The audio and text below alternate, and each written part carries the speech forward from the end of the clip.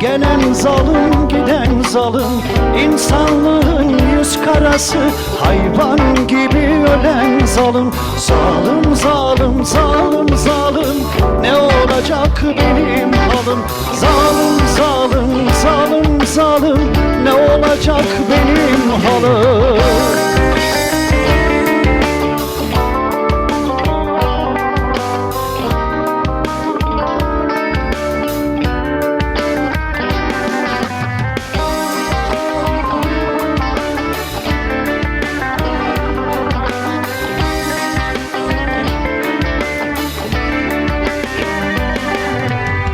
Almış ele arsızlığı, baştan başa yersizliği, bilmem neden hırsızlığı, bilmem neden hırsızlığı, yapan değil bilen zalim. Zalim zalim meyhaneler, sarhoş olur divaneler. Zalim zalim meyhaneler, sarhoş olur divaneler.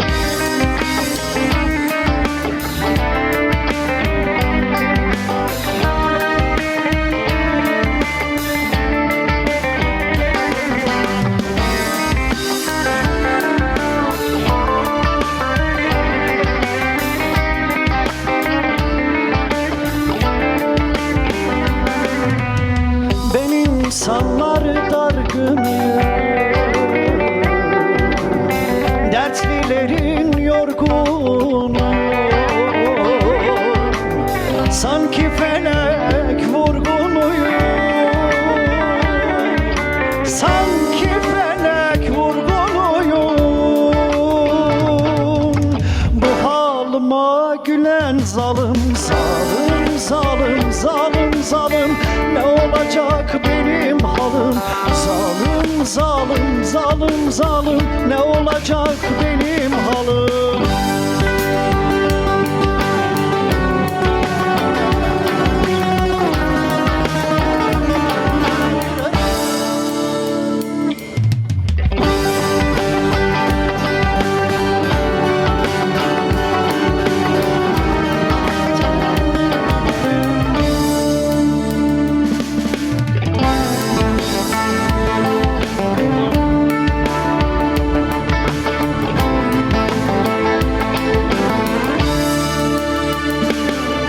Sevmem dünya muradını, görenler görmüş tadını.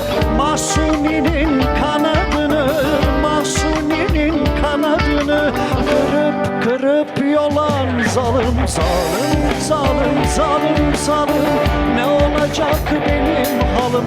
Zalim zalim zalim zalim, ne olacak benim halim? Zalim